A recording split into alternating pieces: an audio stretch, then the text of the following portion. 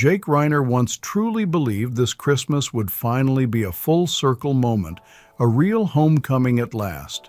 He had planned everything carefully, holding on to hope that he would sit across from his parents again inside the Brentwood house after years of distance and silence. But on the night of December 14th, that hope was shattered in a single phone call that changed everything forever. Please subscribe. It means a lot to me and costs you nothing. Rob Reiner and Michelle Reiner were gone, taken in a violent and shocking act that stunned everyone who heard the news. What froze Jake in place wasn't just the loss, it was the name spoken right after, the one that landed like a punch to the chest.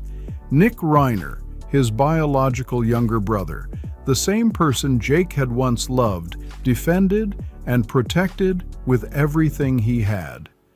Overwhelmed by grief and disbelief, Jake later appeared on KCBS and delivered a sentence that left the studio completely silent. "I warned my parents beforehand.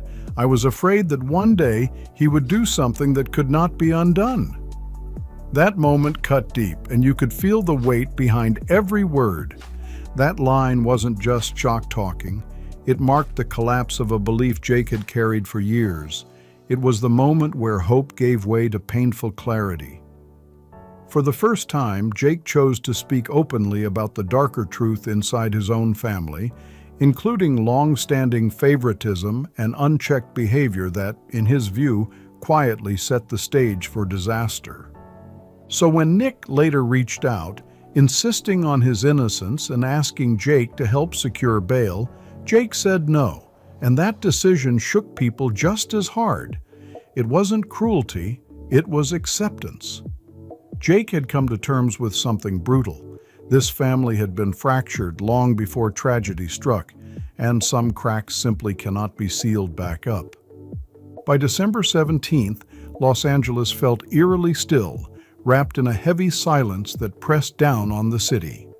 While Nick Reiner climbed the cold courthouse steps across town, Jake sat inside the KCBS studio, a place that had shaped so much of his early life and career, now serving as the backdrop for the hardest night he had ever faced. The studio lights hit his face, making him look thinner than usual, worn down by nights without sleep. His eyes sat deep in their sockets, and his dark suit hung off his tall frame as if it were weighed down by unspoken thoughts. This wasn't the sharp, polished reporter viewers were used to seeing. Instead, Jake looked like someone slowly ground down, inch by inch, by grief and time. He sat straight, but his shoulders were stiff. His hands were locked together on the desk, knuckles pale from gripping too tight. When he finally spoke, his voice came out rough and strained, like every word had to fight its way free. "I have sat here," he said quietly, "through so many long nights, but never one like tonight."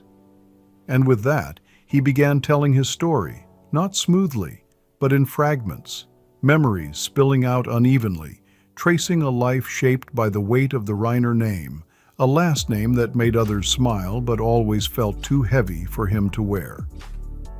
Jake Reiner was born on May 6, 1991 in Los Angeles, carrying creative blood from day one. His father, Rob Reiner, was already a legendary director, and his mother, Michelle Reiner, was a gifted photographer. As the eldest son, he grew up surrounded by humor, storytelling, and classic films, especially under the influence of his grandfather, Carl Reiner, whose presence filled the home with warmth and laughter. From the outside, it looked picture perfect. But inside, things were more complicated. Jake grew up alongside his younger sister, Romy Reiner, and his younger brother, Nick Reiner. Being the oldest meant stepping aside often, learning early to bend and adjust. According to Jake, accommodating Nick became second nature, almost automatic, as if that role had been locked in the moment his brother was born. And that quiet pattern, repeated over years, would later take on a meaning no one was ready to face. Nick was smaller, more fragile, and everyone felt it, so Jake stepped back without being asked. He gave up toys, space, and even his own explanations. Anytime he tried to speak up, the answer was always the same. He's still little. Jake heard it so often he stopped arguing and just nodded, swallowing everything inside. Nick was the center of attention in every storm. When Nick lost his temper, the whole house froze until he calmed down. When Nick cried, everything stopped instantly. Jake learned to sit quietly in corners, teaching himself how not to add pressure, how not to need too much. "I'm fine," Jake would say, even though no one really asked. What started as love slowly turned into a habit of erasing himself. His parents weren't cruel. They were scared. They believed that patience and protection would smooth out Nick's rough edges, but Jake felt the distance growing anyway. Jake never blamed his parents for loving Nick so fiercely. He knew they were trying to keep his brother from falling apart. But as Jake grew older, he realized he had become the stabilizer, the quiet one, the one who never caused problems. "I'm used to it," he once joked to his mother, half smiling, half hurting, and she didn't hear the warning behind it. Baseball became Jake's escape, a tradition passed down from his grandfather to his father. Rob Reiner took Jake to Dodger Stadium again and again, sharing sun-soaked afternoons and simple joy. But even during those years, Nick's shadow loomed large.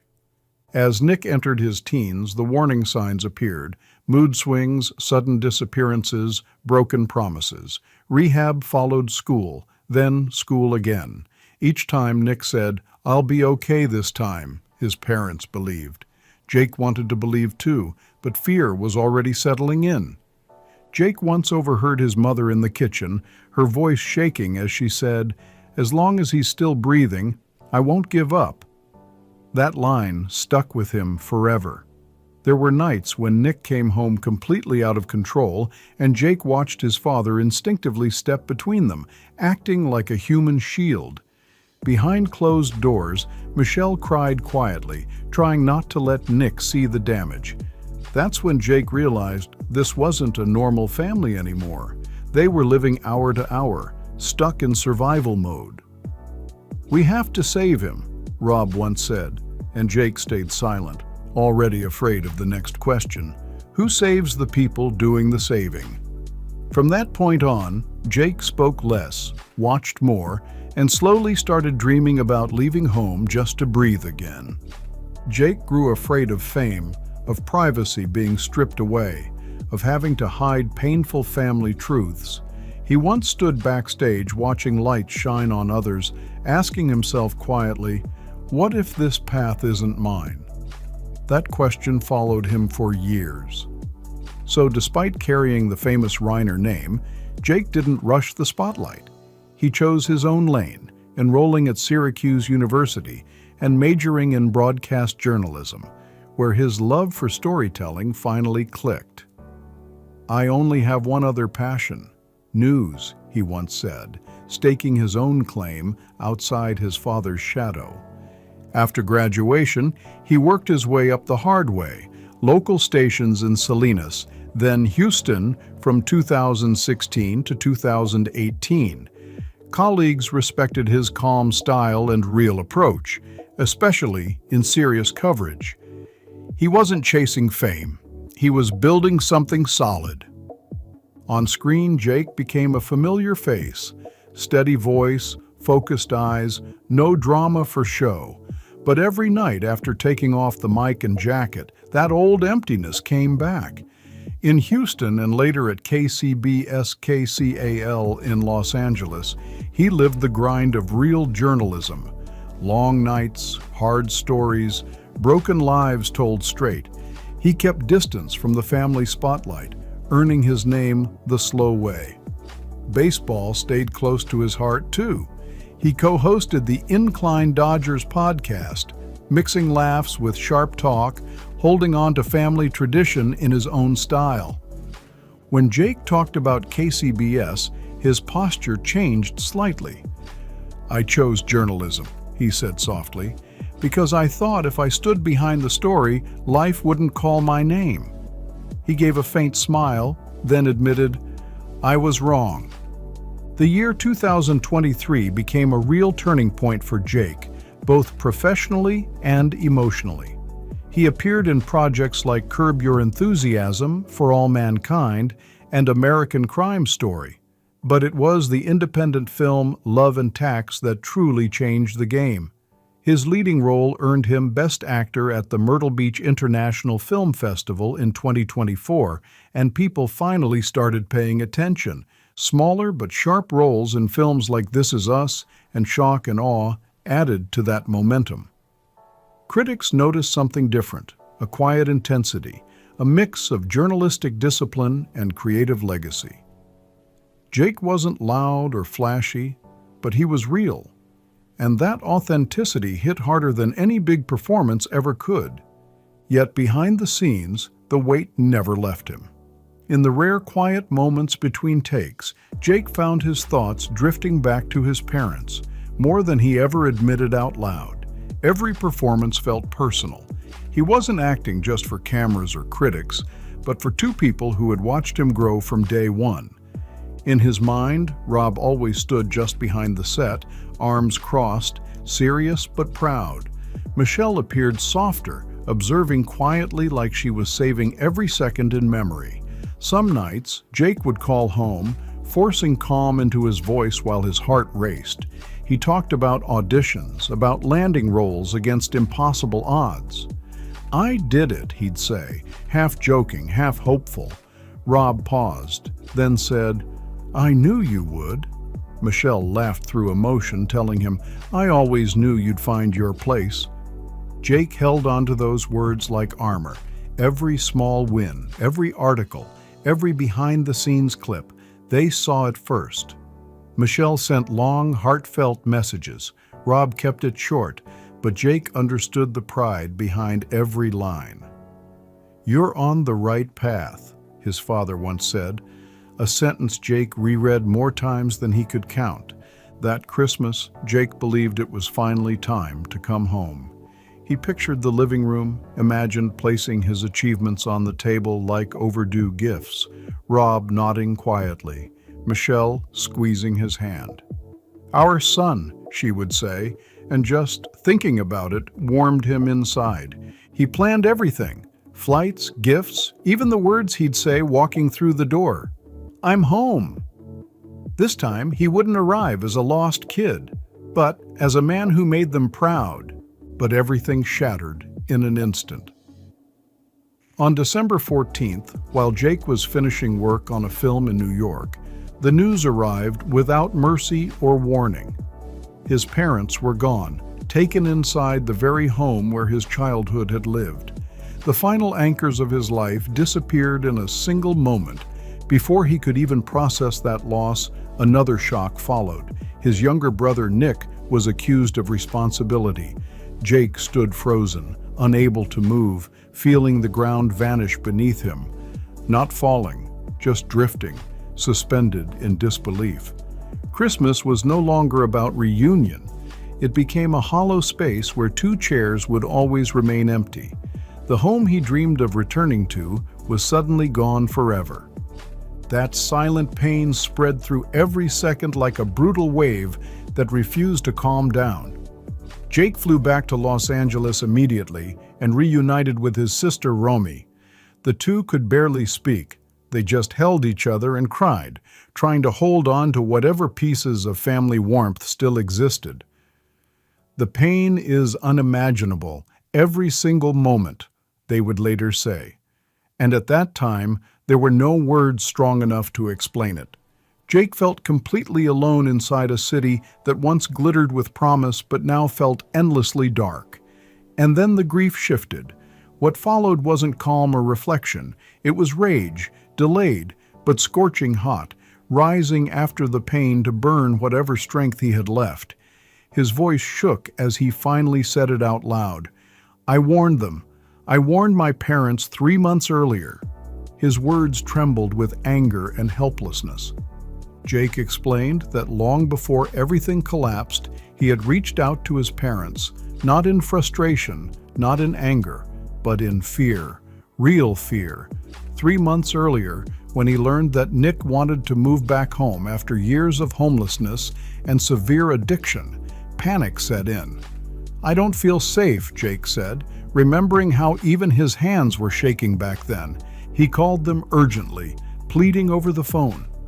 "Please don't let him come back. He's out of control. Please be careful." Jake said he warned them again and again, afraid that one day something irreversible could happen. His jaw tightened as he spoke, every muscle in his face holding back years of bottled emotion. He wasn't accusing, he was begging. He asked them to set boundaries, to be cautious, to protect themselves. "If not for me, then for yourselves," he remembered saying. Those weren't the words of an angry brother. They were the words of a terrified son watching danger move closer. But his parents did what they had always done since Jake was young. They chose hope. They chose forgiveness. They believed that love could save their youngest child. Jake recalled his father's gentle voice replying, "Nick is your brother. He's trying to change. We're family. We stay together."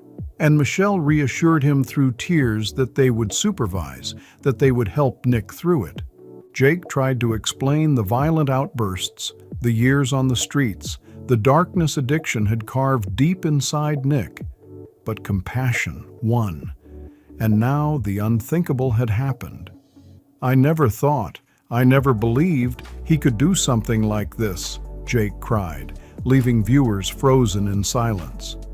As the shock set in, his grief twisted into fury, aimed at the brother he once loved and protected. "Nick killed our parents! Nick destroyed everything!" Jake said through tears. "I warned them, and no one listened." His pain spilled out raw and unfiltered, betrayal cutting deeper because it came from his own blood. But even that rage collapsed under its own weight. Guilt rushed in, suffocating and relentless. Jake began questioning everything. Should he have flown home sooner, spoken louder, pushed harder? "If I had come back earlier," he whispered, eyes hollow, "would things be different?" The question hung in the air without an answer. When Jake spoke about Nick, the emotions tangled beyond repair, anger, grief, pity, horror, all colliding at once. "He's my brother," Jake said, his voice shaking with contradiction. "But he's also the person who took my parents away from me." And in that moment, nothing about the world made sense anymore. Jake turned his face away, like the words were too heavy to exist out loud. His body gave him away in real time. His shoulders folded inward, his back curved, and his hands began shaking without control. Tears slipped down quietly but non-stop, the kind that come when something has been held in for far too long and finally breaks free. "I warned them," Jake said again, his voice barely steady, after Nick Reiner was taken into custody. Not long after, his phone vibrated once, just once, from a number he recognized instantly and feared just as fast. He knew it was Nick before even looking. Jake stared at the screen for a long moment, frozen, as if answering might pull him straight back into a nightmare that still hadn't released him. When he finally picked up, Nick's voice was rough, frantic, tangled in panic. He talked without stopping, like silence itself would end the call. Nick insisted he hadn't done it, said everything spun out of control, said nothing was how it looked. "Please believe me," Nick pleaded, his voice cracking. "You're the only one I have left." Jake shut his eyes and gripped the phone until his hand hurt, because that voice once belonged to a little boy he had protected his entire life. Then came the number, cold, sharp, impossible to ignore. $4 million for bail. A brutal figure dropped like a final lifeline. Nick begged Jake to help. Money, connections, anything. "I can't survive in here," Nick said, nearly sobbing. "Please, just help me this once." Every word tore straight through Jake's chest, where brotherly love and unbearable grief crashed into each other. Jake stayed silent for a long time. In his mind appeared his parents, Rob and Michelle, who would never be saved again. He could hear his own breathing, heavy and uneven, like someone standing between two cliffs. "Nick," Jake finally said, his voice low and strained, "I can't." The words fell slowly, but they landed like stone. "I can't use money to run from the truth," Nick exploded on the other end, furious and desperate at the same time. He accused Jake of betrayal, of abandoning him just like everyone else had. Jake squeezed his eyes shut, tears flowing freely. "I'm not abandoning you," he said, shaking, "but I can't save you this way either." It wasn't logic anymore. It was the last boundary Jake was forced to draw, far too late and painfully sharp. The call ended in ragged breathing, then silence. Jake stared at the dark screen, feeling like he had just cut the final thread connecting him to his brother. He didn't know if Nick believed him, or if the decision was right or wrong. He only knew that sometimes love isn't enough to save someone, and realizing that may be the cruelest punishment of all. When the report ended on the night of the 17th, viewers didn't rush to their phones. Many stayed frozen in front of their TVs, like standing up would make it real. The reaction online came fast, but quietly. No shouting, no outrage storms, just short, broken messages. "I couldn't breathe watching this. I've never seen something so painful. He wasn't a reporter anymore. He was a son." People admitted they cried, despite never knowing the Reiner family. Some said it felt like witnessing something private and fragile. A few turned off the TV halfway through, only to turn it back on moments later, unable to keep watching, but unable to look away either. One viewer wrote, "I usually watch the news to understand other people's lives. Tonight, I felt like I was witnessing a kind of pain no one should ever have to endure in public." That feeling lingered long after the broadcast ended, heavy and unresolved. Across online forums, emotions split in every direction. Grief for the legacy of Rob Reiner, whose films once brought laughter and comfort to generations, now forever tied to tragedy. And heartbreak for Jake and Roy, the surviving children, facing what many called unbearable pain. They didn't just lose their parents. They lost the very idea of home, of safety, of family as they once knew it. One widely shared comment said that Jake's report became a brutal reminder for thousands. That night, people hugged their loved ones tighter, called parents and siblings just to hear a familiar voice. His story stopped being just his. It tapped into a shared human fear that everything can collapse inside the place we trust the most. In the days that followed, Jake struggled with recurring nightmares and intrusive images, mixed with the echo of his own warnings that went unheard. His anger didn't fade, it burned quietly, tangled with grief that had no release. 3 months, he kept thinking, just 3 months ago. He replayed every call, every word, every moment he tried to protect them. From the outside, Jake Reiner's life once looked smooth and bright, a strong name, a steady career, a clear path forward. But when everything was stripped away, what remained was a man shaped by silence, by warnings ignored, and by a tragedy born from his own blood. That is why his pain runs deeper than loss alone. It is layered with regret that never sleeps. Jake tried to speak up. He tried to protect. And that effort is exactly what turned his grief into something heavier to carry. He didn't just lose his parents in a single horrifying moment. He lost the belief that love and concern are always enough to stop disaster. His journalism, his acting, his achievements, all of it suddenly felt small when faced with a question that will never be answered. If they had listened, he wondered, would everything be different? That question now follows Jake through every step of life.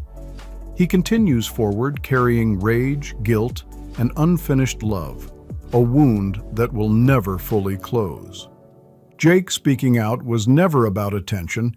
It was a final attempt to turn unbearable personal pain into a warning for others. His story reminds us that family requires more than love. It requires listening, clarity, and action when danger shows its face. Some mistakes allow no second chance, and some Christmases never come. Thank you for staying until the final moments of this story. If you have thoughts or feelings, leave a comment, not to judge, but to share and listen. And if you want to follow deeper, more honest stories like this, please like, share, and subscribe to the Golden Scape channel. Your support keeps these stories alive, and thank you for not turning away.